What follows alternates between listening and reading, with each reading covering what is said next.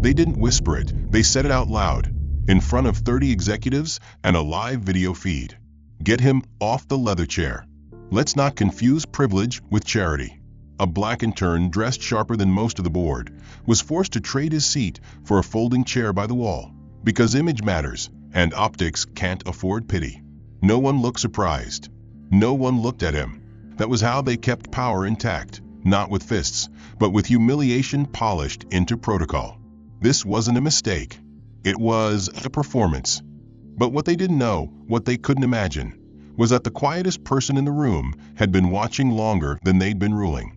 And when it's time, silence doesn't make noise, it detonates. This is a story about power abused, dignity crushed, and justice rising slow like thunder. Not through outrage, but precision. If you're done with stories that protect the powerful and ready for one that turns the tables, hit like, subscribe for the full fallout, and tell me in the comments, where are you watching from? And how far would you go if it were you in that chair? The air in the conference room was synthetic and chilled, recycled too many times, dense with perfume, deodorant, and tension. A dozen high-ranking executives sat around a lacquered obsidian table that shimmered under the recessed lighting like still water in a dark pool. They were polished, rehearsed, perfectly postured in their bespoke suits and watchmaker smiles. The hush wasn't silence, it was calculation. Everyone here understood their place in the hierarchy and worked hard to stay there. Everyone, that is, except Zeph Ramsey, the intern, the new one, the black one, the only one standing. His mistake had not been showing up early or preparing a flawless pitch. It hadn't even been seating himself quietly in one of the chairs closer to the front of the room, where he might have had a chance to hand off his research directly to the VP of Strategic Initiatives.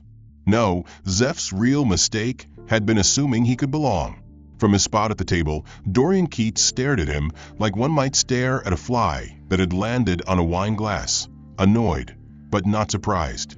Dorian was the type of man whose voice never rose because his authority never needed volume. His eyes alone did the cutting. His words came lazily, but with venom. "Get in the gray chair," he said to his assistant, not even bothering to direct the comment toward Zeph. "The one we keep near the loading dock." The words were casual, like choosing a brand of coffee. The effect was immediate. The assistant stiffened, but didn't hesitate. She disappeared from the room as Zeph froze in place, his folder still in his hand, body rigid with realization. There had been no mistake. There had been a message, the kind that echoed long after the words themselves faded. Seconds passed. Dorian didn't look at Zeph again. He returned to his tablet, scrolling with disinterest. Someone coughed. The HR director shifted in her seat.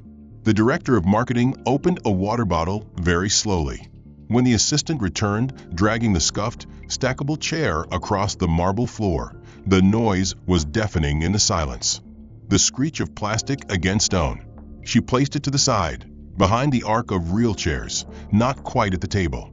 Dorian gestured toward it with a single nod. The kind one gives a dog when it's time to sit. Zeph moved. Not quickly, not with defeat, just deliberately. He walked to the chair. Saturday, straight-backed, folder still in hand. Not one executive met his eyes. They looked everywhere else, at the projection screen, at their fingernails, at their open laptops. The meeting continued. Quarterly performance, Asia-Pacific growth, domestic ad spend. No one invited Zeph to speak, though his research was referenced twice, both times credited to internal junior analysts. No one said his name. He was a ghost in the room. A test passed around and failed by everyone. Dorian, meanwhile, sat in his leather throne, fingers steepled beneath his chin, nodding or dismissing each presentation with the detachment of a man who thought of business as a game and people as pieces.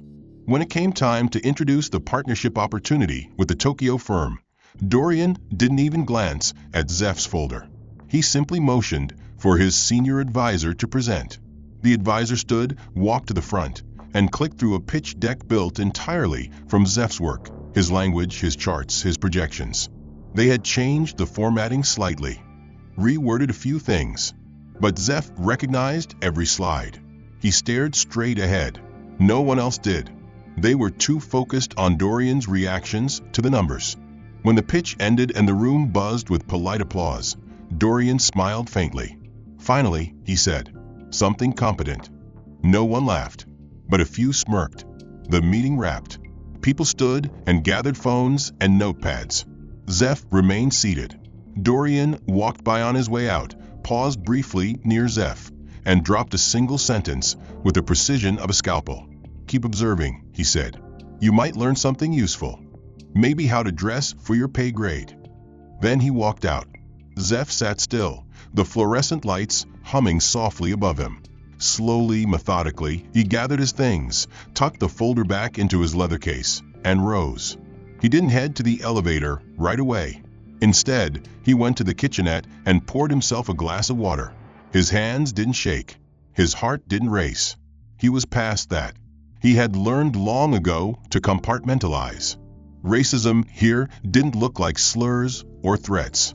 It looked like reassignment, silence, extraction, erasure. It looked like a smile that never reached the eyes. By the time he returned to the intern desk, wedged between two filing cabinets and a wall-mounted printer that coughed more than it printed, his inbox had 6 new tasks. Most were scheduling related. One was to restock the executive fridge. Another asked him to reformat the very pitch deck he had written for external distribution. The irony wasn't lost on him. He did them all. He didn't reply. He didn't make calls. He didn't complain to HR. He had already tried that weeks ago when another intern in a conference call had made a joke about Zeph's diversity discount. HR had thanked him for his feedback and reminded him how valuable his voice was. Nothing changed. Now, Zeph documented every conversation, every comment. He had a digital archive, time-stamped and labeled. He wasn't collecting revenge. He was building a map. He worked past 7, past 8. He left after the building was dark and only security remained. As he rode the elevator down to the parking garage, he didn't think about quitting. He didn't think about screaming or marching or confronting. He thought about patience. The weight of yesterday's humiliation had not broken him. It had clarified the battlefield. And this office, every inch of its polished walls and whispered power plays, was exactly that, a battlefield of perception, where the people who looked like him were expected to be grateful just for being allowed in the building. He passed the glass conference room where they had erased him the day before, and this time, as if scripted, Dorian was already inside. The CEO stood with his back to the windows, sunlight slicing across his silver tie as he addressed the leadership team with that same smug theatricality, the performance of confidence that often masqueraded as competence. When Dorian noticed Zeph through the glass, his lips curled into a slow grin that wasn't meant to welcome but to provoke. He beckoned. "Join us, Ramsey. You might find this educational." Zeph stepped in, every instinct on high alert. The chairs were all filled. There was no seat, no place set aside, no invitation except for the show Dorian was about to orchestrate. Still, Zeph nodded respectfully and stood near the wall, hands clasped, spine straight, every muscle in his body locked in place. Dorian glanced at the others and said with a glint in his voice, "We've been discussing structural inefficiency. Sometimes it's not about bad systems. It's about misallocated resources. Imagine a supply chain accidentally bringing in a component that doesn't fit. No fault in the design, just a misplacement. Like a mistake in human form." The chuckles around the table were low, but unmistakable. Zeph remained motionless. Dorian continued, eyes never leaving Zeph. "So here's a question," he said, leaning on the table with both hands. "If your team mistakenly brought in a part that can't connect to any interface, that doesn't contribute to throughput, but costs the same, what do you do?" Someone murmured, "Return to sender?" More laughter. Then Dorian turned, full focus now on Zeph, and gestured toward the screen displaying a graph. "You've been working on forecasting models, haven't you? Share your insights. Let's see if this resource computes." The room quieted. All eyes shifted. Zeph nodded once, stepped forward, and spoke with calm precision. He broke down the projected costs for the next 2 fiscal quarters, identified bottlenecks in the product line, and offered 3 lean revisions that could potentially recover $2.3 million in loss without downsizing personnel. His voice was clear, data-driven, and calm, not because he lacked emotion, but because he had mastered the necessity of control. When he finished, he stepped back. Silence held for a beat. Then Dorian clapped, slow, exaggerated, sarcastic. "Impressive," he said, his voice steeped in amusement. "And here I thought your expertise was in dry cleaning. Maybe I should bring you my suits next time instead of wasting money on the valet." No one laughed out loud, but the smirks were everywhere. Zeph stood as still as ever. Not a blink, not a twitch. Only the faint flare of his nostrils betrayed the impact. Dorian wasn't finished. "We value all contributions here," he said, turning to the others, even the ones that make the coffee stronger and the optics safer. He didn't have to say the word diversity. It hovered anyway, unsaid but fully formed. Zeph's presence had been reduced to a quota with a heartbeat. Someone scribbled a note on a pad. Another adjusted their cuff. The room moved on, the topic shifted, but Zeph's humiliation remained, lodged in the air like a stain that refused to be cleaned. After the meeting, as the others dispersed, Dorian called after him casually. "Stick around, Ramsey. I want you to help with something." Zeph turned, expression neutral. "We've got a group of investors flying in. You'll greet them downstairs. Walk them through security. Just don't speak too much. Smile. Nod. Keep it simple." There was no sarcasm in Dorian's tone. Just orders. Zeph nodded, turned, and walked out without a word. Downstairs, he waited in the lobby beside the concierge desk as instructed. When investors arrived, 3 men from Tokyo, impeccably dressed and radiating precision. Zeph greeted them in fluent Japanese, offering them formal welcomes and leading them through the biometric scanners with graceful ease. One of them, clearly surprised, turned and addressed Zeph directly, complimenting his pronunciation and asking which university he'd studied at. Zeph answered politely in Japanese again, naming his alma mater, one of the Ivy Leagues. The man nodded with visible respect. Upstairs, in the executive suite, Dorian sipped his coffee without concern. He didn't ask how the greeting went. He didn't care. To him, Zeph was background, a shadow that moved on cue. Later that day, Zeph returned to his workstation to find a new task flagged as urgent, ordering branded water bottles for the visiting partners and ensuring the correct temperature preferences were labeled. He did it. He always did. Not because he was obedient, but because every task was another data point, another page in the quiet record he was building. Not a journal, not a complaint, a dossier. And it was growing. He logged everything. The way his project ownership was stripped and reassigned, the way jokes about his urban instinct were passed off as team-building humor, the way doors were physically held open for other interns, but not for him. That night, alone in the parking lot, Zeph opened the Notes app on his phone and transcribed everything. Then he encrypted the file and backed it up in 3 different clouds under anonymized metadata. Because this wasn't just a pattern anymore. There was no incident, no slur, nothing to call out. Only 1,000 cuts that never bled. At exactly 10 a.m., he stepped into the main operations briefing, a weekly meeting designed to align departments and reinforce the company's performative unity. The long conference table was already lined with glass pitchers and crystal tumblers. Assistants moved quickly, efficiently, placing branded stationery and beverages in front of each seat. When they reached Zeph, the assistant, a junior member from corporate logistics, set a tumbler of mineral water in front of him like she did for everyone else. Dorian, seated 4 chairs down, glanced at the glass, then at Zeph, then back at the assistant. "Take that one back," he said without inflection. The assistant blinked. "Sir." Dorian gestured without looking. "Not that glass. I don't want to share microbes. We don't know what strains might evolve." Laughter didn't follow, but smirks did. The assistant, flustered, picked up the glass and walked it to the corner, as if she'd just contaminated the room. Zeph didn't move. He didn't touch the new glass when it arrived. He simply let it sit. Later that evening, a company mixer was held in the Sky Atrium, a vast space of glass and steel 30 floors above the city, where jazz spilled from a baby grand and servers in black vests moved like ghosts between caviar trays and imported cheeses. Everyone who mattered was present. Partners, analysts, C-suite leaders. Wacth was there too, because he had been explicitly instructed to be. His invitation came with a highlighted line in the email. Visibility is an opportunity. Show them you're one of us. He arrived on time, greeted the doorman, and stepped into a room not built for him. He wore the same tailored charcoal blazer. His shoes gleamed.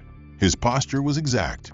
As he made his way toward the drinks table, he noticed a subtle pattern in movement, small shifts of people stepping aside not out of deference, but discomfort. His presence disrupted the choreography.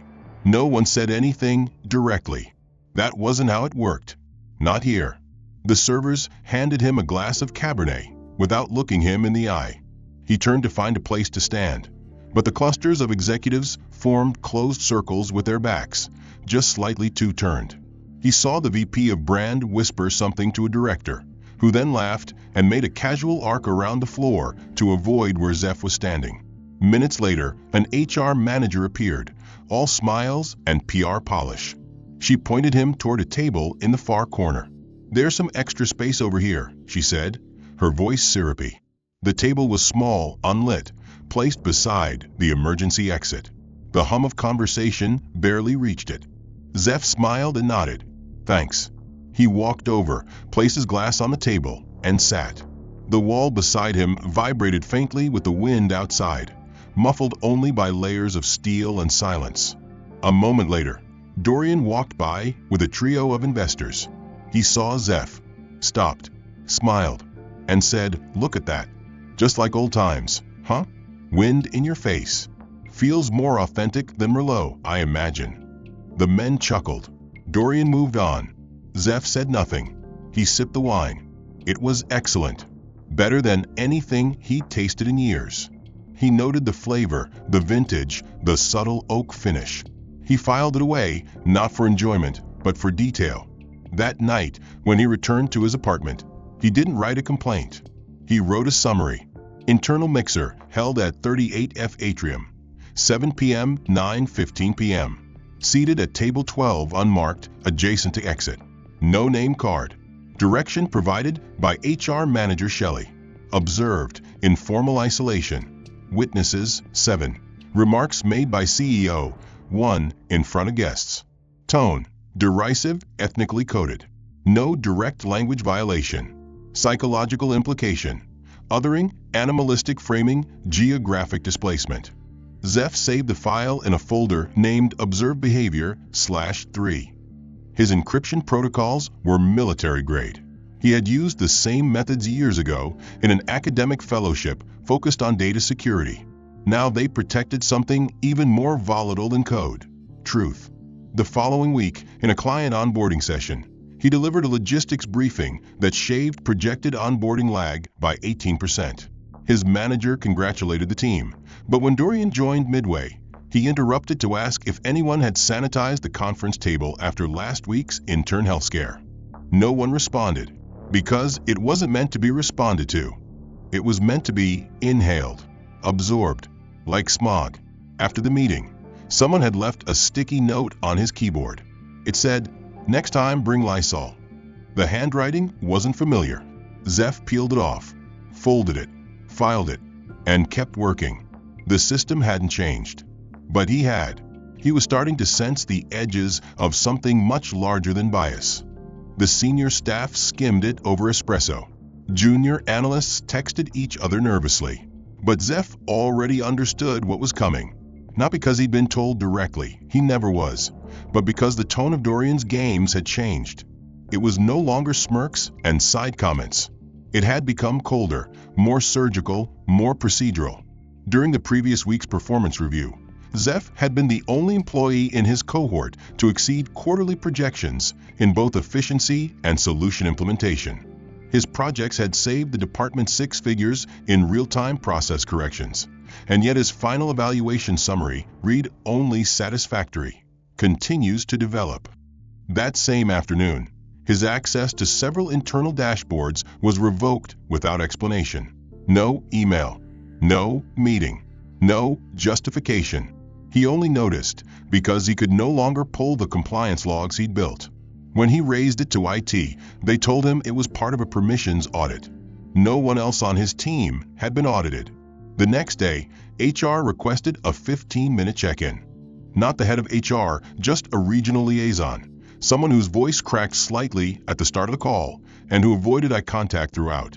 She said the department was pivoting and some roles were being redefined. She said she admired his professionalism. She said this wasn't a reflection of his worth. She said, her fingers tapping nervously on a notepad he couldn't see, that they were extending him the courtesy of a voluntary separation, rather than something more formal. The phrasing was deliberate, a trap wrapped in politeness. Zeph let her speak. Then he asked one question. Why me? The woman froze. Then she sighed. There are decisions that come from above. I don't always get the context. When he pushed again, her tone sharpened. This isn't a performance issue. Let's keep it clean. You'll get a reference. Then she logged off. The document arrived in his inbox 30 minutes later. Severance, 1 month. NDA clause, aggressive. Voluntary departure agreement. He didn't open it. He didn't sign it. He walked upstairs, past the intern desks, past the directors, past the people who once nodded politely and now avoided his gaze. He stepped into the executive floor uninvited and walked to Dorian's office. The door was open. Dorian sat with one arm resting on the back of his chair, phone in hand, laughing at something on the screen. When he looked up, he smiled without surprise. Zeph, he said casually, I heard you got the memo. Finally. Zeph stood in the doorway. I have the highest metrics on my team. I've met every benchmark. Why am I being let go? Dorian raised an eyebrow and leaned back. Metrics are interesting, sure. But culture fit, that's harder to quantify. Zeph's face didn't move. So the culture no longer fits me? Dorian laughed quietly. Let's not make this dramatic. These things happen. People rotate. You got a good run. When Zeph didn't leave, Dorian sighed and stood. Look, he said, stepping around the desk. You want a moment of honesty? Fine. You're good, but you don't gel. You're not easy. He paused. And this place, we run on chemistry, not compliance. He gestured toward the window, where the skyline broke into steel and sky. You think I built this company by following spreadsheets? Zeph remained silent. Dorian stepped closer, voice dropping just enough to become a whisper meant to sting. You want to know what I see when I look at you? Potential. But not for here. Not in this room. You were never going to be in this room. And that's not about race, okay? It's about gravity. Some people float. Some don't. He smiled wider. If you need a hug, try security. They love a redemption story. He turned his back. Zeph didn't respond. He walked out slowly, methodically, each step measured not by emotion, but by memory. Because he would remember every syllable. He passed the hallway portraits, past executives framed in faux gold, every one of them white, all of them smiling like conquerors. Downstairs, his desk had been cleared. A new intern was already sitting there, adjusting the chair. His nameplate was gone. His login credentials had expired. But the folder on his encrypted cloud was very much alive. That night, he reread the document.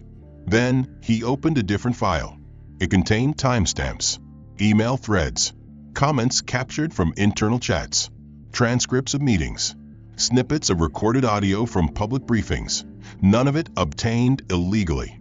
Just collected, observed, preserved. He didn't send it. Not yet. He just renamed the folder, Phase 2. The next morning, HR emailed again. This time with a reminder. Your agreement will expire in 72 hours. If not accepted, we will assume resignation without benefits. The email had no warmth, no signature, just a warning. But Zeph didn't reply. Instead, he booked a conference room for 30 minutes under his own name, invited no one, and sat there alone, looking out over the city as the sun broke through a bank of clouds and spread across the glass. Somewhere above him, Dorian was preparing for a pitch that would define his legacy.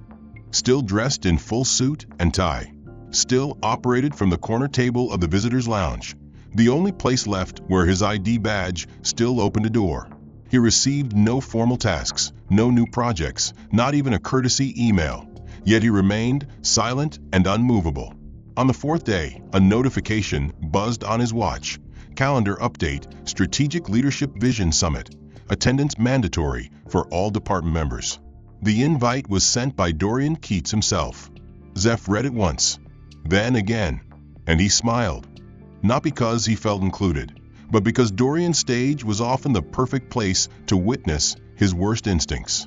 That morning, the top floor's summit space was transformed into a performance arena.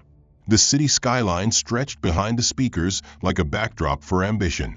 There were 3 rows of seating, each arranged by hierarchy.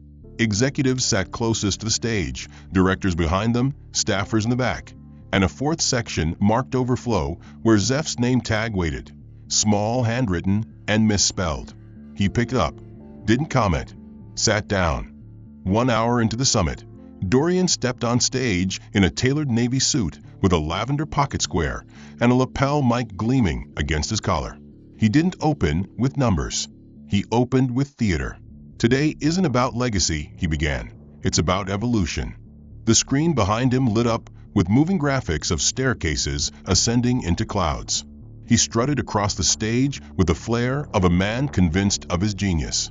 Great companies are built by great minds, not great intentions. And not everyone, he paused here for effect, is meant to climb. At that moment, he scanned the audience, and his eyes found Zeph. He pointed. Ramsey, can you come up and clean this board off for us? There was no dry erase board on stage. Not yet. But an assistant immediately wheeled one out, placing it beside Dorian like a prop in a circus act. Zeph stood, walked to the stage, took the offered towel, wiped the clean board once. Dorian grinned. Sometimes you just need someone to do the simple things. Not all of us are strategists. Some of us are supporters. And there's dignity in that too.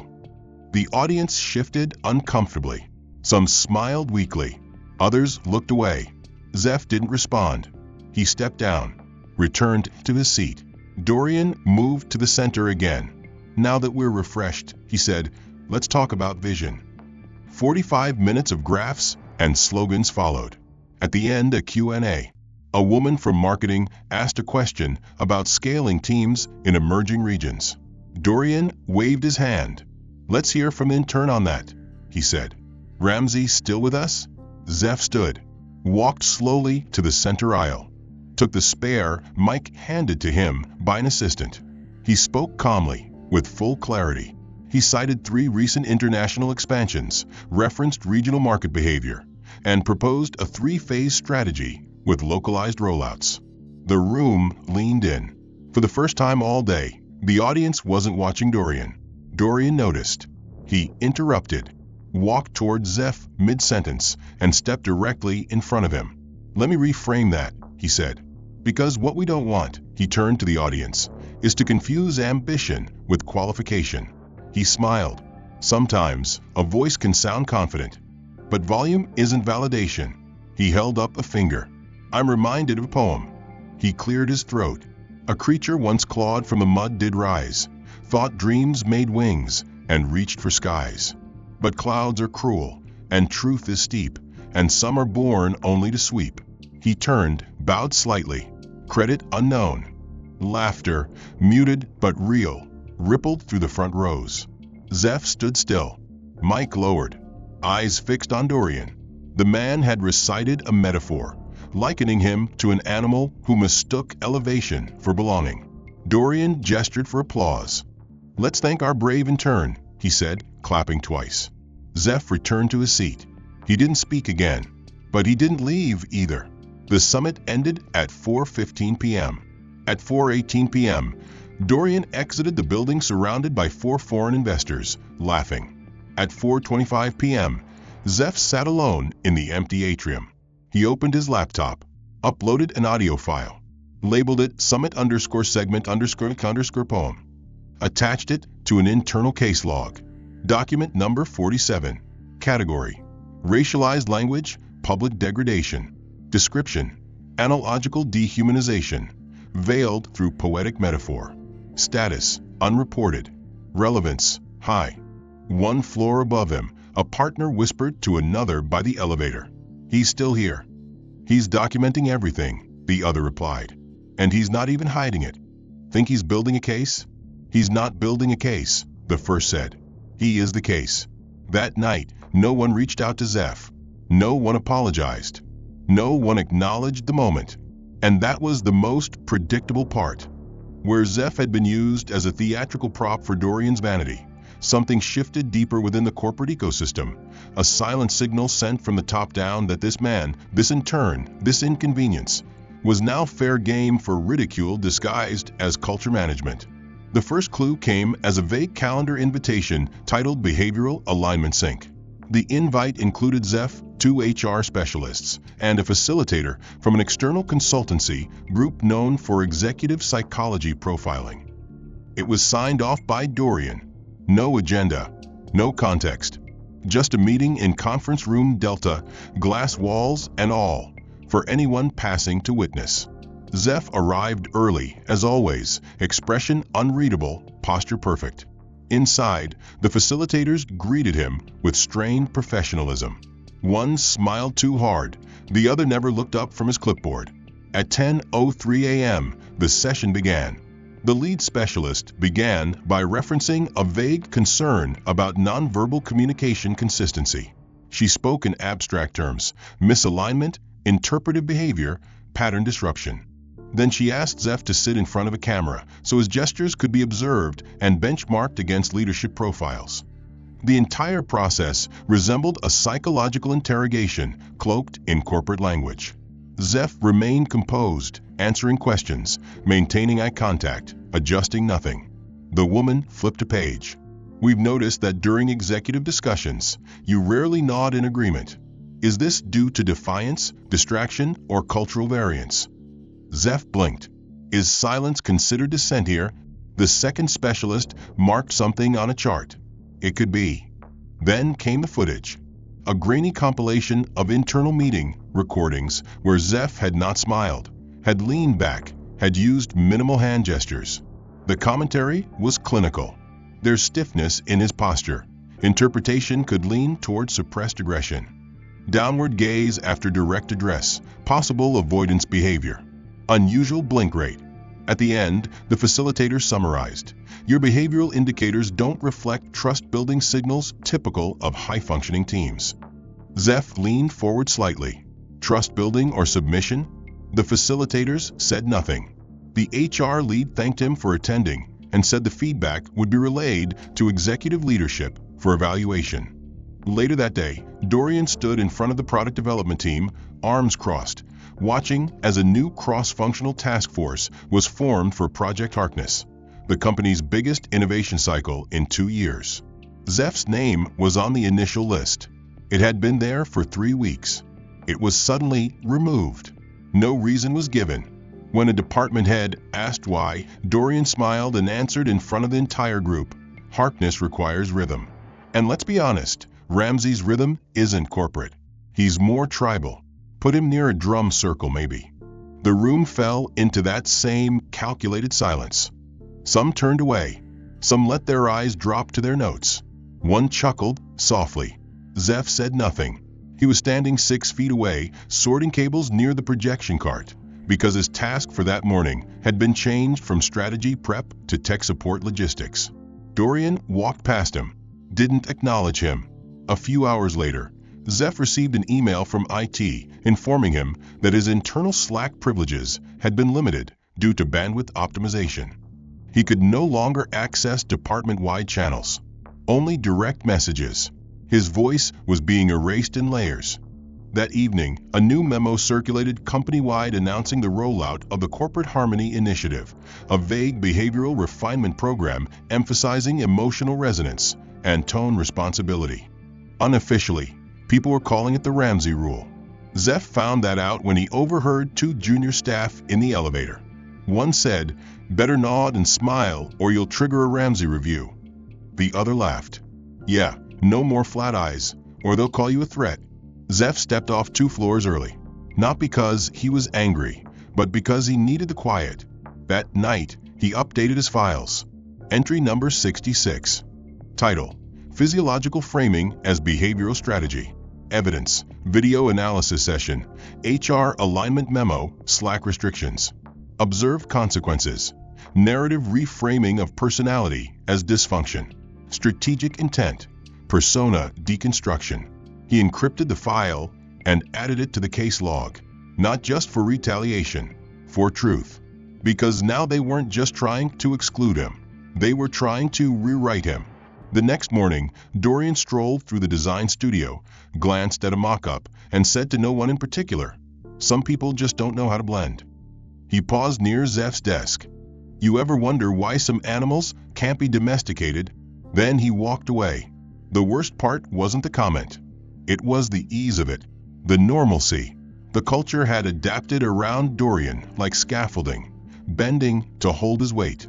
For weeks, he had endured the relentless descent of calculated degradation, removed from projects, excluded from platforms, framed as a behavioral liability. But now the game was about to shift because he had never arrived here by accident. The room was different this morning, not just in atmosphere, but in presence. The usual ring of executives was joined by unfamiliar faces, 3 men and 1 woman in conservative charcoal suits, all of them unflinching and quiet. The hum of tension was almost orchestral. At the head of the table stood Elliot Ramsey, silver-haired, eyes like granite, a man who rarely left his estate in Massachusetts, much less attended internal meetings in person. Every executive in the room stood when he entered. Every one of them waited to see who he would address. He said nothing for a moment. Then he placed a small black portfolio on the table. "We're reviewing alignment," he said, voice low and dry. "Specifically, leadership misjudgments." Dorian, seated halfway down the table, gave a carefully measured smile. "Always happy to support shareholder confidence," he said, tone lacquered in control. "We've had excellent quarters despite market pressures." Elliot turned slowly toward the door. "We'll begin once my associate arrives." The room shifted. No one spoke. A knock tapped twice, sharp and clean. The door opened. Zeph Ramsey stepped in. In a fitted navy suit and matte black tie, he walked past the glass wall without hesitation, past the seats reserved for note-takers, past the shallow breath of executives realizing the stage had changed. He didn't sit. He walked to the side of Elliot. "Uncle," he said evenly. Elliot nodded. "Nephew." Someone coughed. Someone else whispered. Dorian leaned back in his chair, but the control on his face was beginning to crack. Zeph turned toward the table. "I've asked for this meeting to confirm certain matters of ownership and governance." Elliot opened the folder.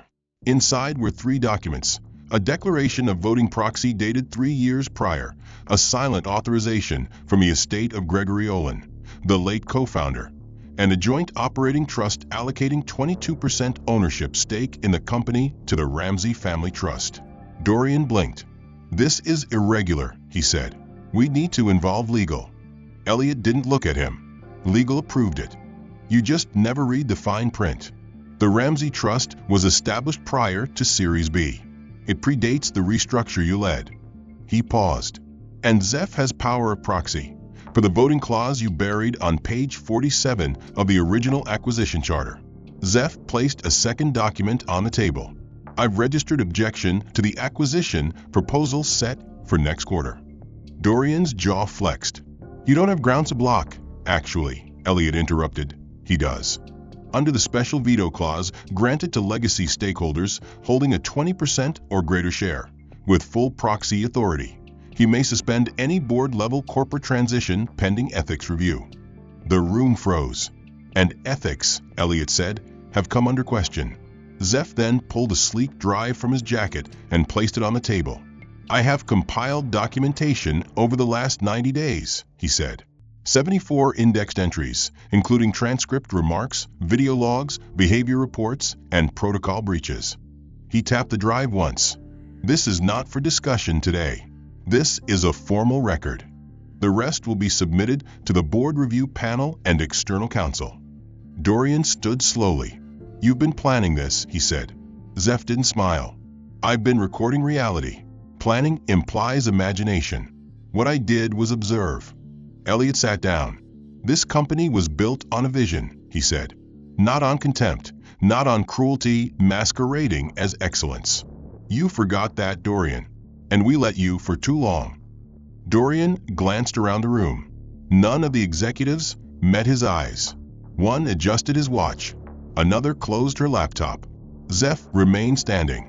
"You told me I didn't belong," he said quietly. "That I didn't understand rhythm. That my face didn't fit your boardrooms." He paused. "But your problem wasn't with how I fit. It was with what I saw." Elliot folded his hands. "Effective immediately, Wacth Ramsey will be reinstated with full strategic authority per Section 14E under the Legacy Proxy Accord. He will review all pending leadership decisions until further notice." Wacth did not disappear after the boardroom reveal. He did not retreat into silence or relish his private victory, because what had happened in that room was not an end, but a shift in velocity. If before he was gathering, now he was deploying. Within 24 hours of the confrontation with Dorian, Wacth sent a formal summons to the Ethics and Oversight Committee requesting a special session under Clause 9C, Executive Behavior Review, citing systemic discrimination, abuse of authority, and obstruction of internal reporting. The summons was not rhetorical. It was legal. Bound by policy, the committee convened 72 hours later, with a required quorum that included department heads, 2 independent board members, and a compliance liaison from outside the company. What they expected was a dispute. What they received was a dissection. Wacth entered the hall with a team, 1 attorney, 1 data analyst, and a woman none of them recognized until she spoke. Her name was Claire Mathers. She had been head of HR 4 years earlier, quietly transferred after raising internal concerns regarding leadership tone and inclusion inconsistency. No one had heard from her since. "They buried every complaint," she said. "They asked me to delete reports. I didn't." She opened her tablet. It contained logs, dates, screenshots, messages redacted from internal archives. Wacth's team cross-referenced them with time-stamped metadata from internal servers. They matched. Wacth then connected his drive to the central display. He didn't speak to accuse. He spoke to reveal. "This company maintains a public position on equity," he said. But internally, it engineered failure for every candidate who did not match a specific cultural template. He presented recordings. Dorian saying during an internal prep call, "Some people just don't scale up. Doesn't matter what school they went to, instinct doesn't evolve." Another clip captured his mocking tone during a client dinner. "You can train a monkey to balance a budget. Doesn't mean you promote it." Laughter followed. All of it was time-stamped, cross-validated by meeting minutes. "This isn't about hurt feelings," Wacth said. "This is about pattern and policy. This is about hostile architecture built into systems." A video compilation followed, clips of Wacth being excluded from meetings, his badge access being reduced, his role quietly scrubbed from Project X. Then, most damning, came a private recording. Dorian instructing IT to remove Wacth from server access without documentation. "Don't log this," Dorian said. "Just clean it." Claire corroborated that this directive was common practice. "I was told that not everything needed a footprint," she said. Wacth paused, then moved to the final phase. "This is not just an HR violation. This is breach of fiduciary duty. We have internal projections showing talent attrition rising directly in correlation with executive behavior. We have market partners requesting clarification before proceeding with high-value contracts. This is a financial liability disguised as leadership." He then played a final clip, one never seen before. It was grainy, taken from a maintenance hallway camera. Dorian joking to a security guard, "He's still here? Guess the janitor missed a spot." No one laughed in the room. Not now. Not with shareholders watching. Not with legal on standby. Elliot Ramsey stood next. "I move to initiate a formal executive review and suspend the current CEO pending investigation," he said. "Seconded," said a board member. "Motion passed," said the compliance liaison. Dorian, present via video, tried to interject. "This is a character assassination." "You can't." "We already did," Elliot said. Zeph didn't look at Dorian. He looked at the rest of the table. "The culture isn't broken," he said. "It was built this way. We can't patch this with new branding. We need restructuring from values upward." He submitted a proposal, a new governance structure, independent oversight channels, a reinstated diversity audit board with subpoena power. He closed with a single line: "This isn't personal. This is repair." Then he left the room. Outside, in the marble lobby of the building where he had once been asked to take the service elevator, people passed him differently. They didn't avoid eye contact. Some even nodded. It wasn't fear. It was recalibration. The message had landed. And the man they once saw as a temporary intern had just become a permanent reckoning. When the boardroom doors closed behind Zeph and the lights in the compliance hall dimmed to signal the end of the emergency session, the true impact of what had just unfolded began to radiate outward like a shockwave hitting the steel frame of a skyscraper. It didn't explode. It rippled through the internal communication systems, through the whispered side channels of executives too stunned to speak during the session, through the hands of assistants forwarding files marked urgent and privileged, and finally through the private investor networks where capital never sleeps. That night, the board of directors called an emergency meeting at 9:45 p.m., hosted over a secure video platform, the kind usually reserved for international security briefings and high-value transfers. The names on the screen were familiar: founding members, major investors, legacy appointees, and compliance monitors. The mood was clinical, as if preparing to operate on something malignant before it metastasized. Dorian, once considered untouchable, was present only in silence, a black square with his name on it, his microphone muted as per the voting guidelines for subjects under review. The chairwoman opened the session. "We have reviewed the evidence. We have confirmed the legal standing of the Ramsey Trust proxy. We acknowledge the risk presented by current executive conduct." A senior member added, "The fiduciary consequences of inaction are greater than the reputational fallout of admission." Then came the vote. One by one, hands were raised or digital affirmatives logged.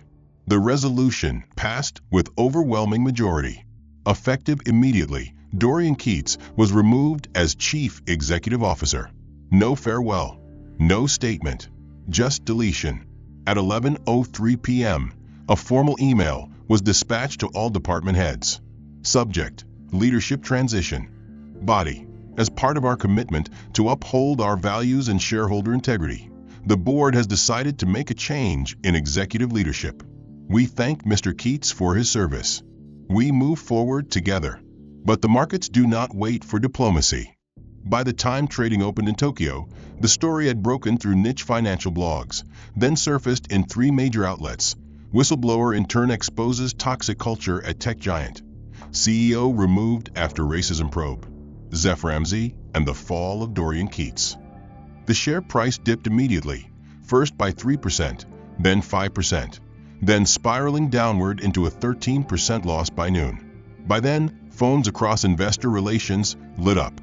Messages arrived with subject lines like liability exposure, request for clarification on ethics reforms, urgent, pull from pending agreements.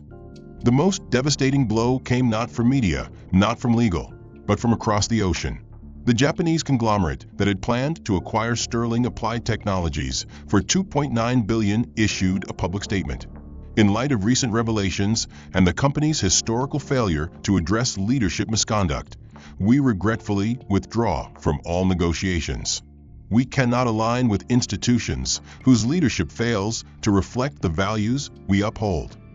The message was published in English, Japanese, and Korean. It was firm, final. Within minutes, CNBC reported the loss. Zeph didn't celebrate. He watched the number fall on a small screen alone, seated in a corner lounge with no one beside him. A junior employee walked past, then turned back. She hesitated, then said quietly, "You were right. All of it." Zeph looked at her. "It was never about being right," he said. "It was about stopping the wrong." Meanwhile, Dorian sat in his penthouse apartment, watching the news scroll across 3 screens.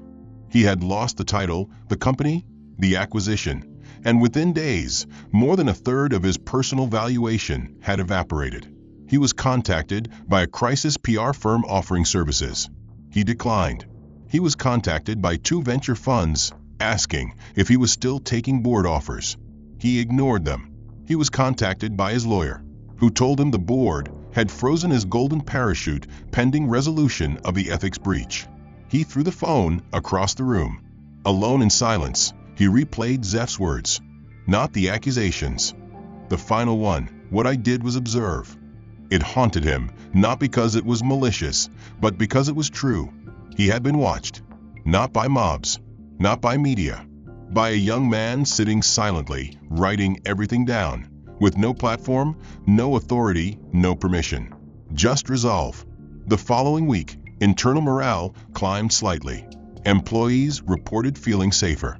A few requested meetings with HR to share their own stories. Others simply went back to work with quieter breaths. One division head wrote in an internal email, maybe now we can build something that doesn't hurt people to grow. Zeph, meanwhile, attended one final closed session, where he formally transferred his voting power to an independent ethics chair and requested that any reinstatement of his position be decided not by influence, but by vote. I never wanted to take a seat, he said. I just wanted the room to be clean. And with that, he left the building for the first time in weeks. No badge, no security escort, no fanfare. Just the sound of automatic glass doors sliding open for a man who once had to push them himself. The silence that followed Dorian Keats's fall from the summit of corporate power was not immediate but gradual, like the way dust settles after an implosion. Quiet, suffocating, total. He vanished from the news cycle within weeks, his name flickering in a few half-hearted think pieces about leadership accountability before even the media lost interest. The man who once stood at the center of a $2.9 billion acquisition, who dominated boardrooms with the force of arrogance dressed as certainty, faded into absence. He declined interviews. He ignored speaking invitations. He refused all offers to consult, advise, or return to the sphere he had once ruled. The company he built continued without him, its reformed board enacting Zeph's governance proposal with rigorous transparency. New leadership took root, diverse, qualified, quiet in their competence. The air inside Sterling Technologies changed. It wasn't perfect, but it was breathable. Meanwhile, Zeph did not seize a throne. He didn't step into Dorian's seat. He declined offers of promotion, of public recognition, of personal branding. Instead, he focused on system building. He helped launch an internal mentorship program, an ethics-driven development pipeline, and a rotating leadership forum where no one held power alone. But he didn't forget. 1 year after Dorian's removal, Zeph organized an event called Reckonings, held not in a grand ballroom or stock exchange auditorium, but in the multi-purpose gym of a community center on the south end of the city, near where Zeph had grown up. The chairs were plastic, the lighting harsh. The podium squeaked when you touched it, but the room was full. The audience wasn't comprised of investors or executives. It was teachers, students, retired workers, grocery clerks, single parents, and former interns who once thought dignity was too expensive to afford. The topic of the night was accountability, not vengeance, not shame, but transformation. Zeph stood at the front of the room in a plain gray shirt and black slacks. No fanfare, no suit. When the room hushed, he began not by retelling his own story, but by introducing a guest. A man stepped forward, older, thinner, shoulders slightly sloped not from age, but from consequence. His hair grayer, his hands visibly calloused. It was Dorian. The audience murmured. Some stiffened, but Zeph remained calm, and Dorian walked to the mic slowly, carefully, as if learning to carry weight for the first time. He didn't hold notes. He didn't perform. He cleared his throat and looked out. I used to think power meant control, he said. That if I spoke louder, acted faster, stood taller, people would respect me. I mistook fear for leadership. I mistook silence for agreement. And I mistook myself for someone who understood the world better than those beneath me. He paused. I was wrong. I didn't lose my job because I failed at business. I lost it because I failed at being decent." His voice cracked slightly. "When I left, I told myself the world had changed too fast, that I had been misunderstood. But the truth is, I had never learned how to listen." He explained that after his fall, he left the city. He sold 2 of his homes, donated the third to a local youth shelter. He moved to a modest apartment and spent his days walking, then volunteering. He found a community college willing to let him audit classes in conflict mediation and civic ethics. Eventually, he was asked to assist in a GED night class. "It was there," he said, "I met people who had every reason to hate the system. People I used to ignore. And they didn't throw my past in my face. They just asked if I would listen. So I did." One woman in the audience whispered, "Is that really him?" Another nodded slowly. "I think so." Dorian continued, "There's no redemption arc in this," he said. "No applause. I'm not here to rebuild my brand. I'm here because I needed to say it out loud. I hurt people. I thought intellect excused cruelty. I thought power exempted me from growth." He turned slightly to Zeph. "And you taught me otherwise. Not with anger, not with retaliation, but with reflection and evidence. You showed me a mirror, and for the first time, I didn't look away." Zeph didn't move. He let the silence do its work. In that moment, the tension in the room eased, not in forgiveness, not in absolution, but in acknowledgement. Later that night, after the chairs had been stacked and the lights turned off, Dorian stayed behind to help clean. He folded chairs. He swept the floor. No one asked him to. He just did. Someone walked past and asked quietly, "Is that really the same guy?" Another answered, "No, not anymore." The next day, Zeph received a message from a college student who had attended the event. It read, "I didn't know people like him could change. I didn't know people like you existed." Zeph read it once, then deleted it. He didn't need validation. The world had seen enough noise. What mattered now was the work ahead. Real work, slow work, quiet work, but clean. And this time, no one would be erased. The end. If this story moved you or made you think differently about justice, power, or redemption, take a second to hit the like button and subscribe for more cinematic narratives like this. I'm curious, what was the moment that hit you the hardest? Was it the quiet endurance, the shocking exposure, or the unexpected reckoning? And where are you tuning in from today? Drop your thoughts and your city or country in the comments. I'd love to hear how this story landed with you.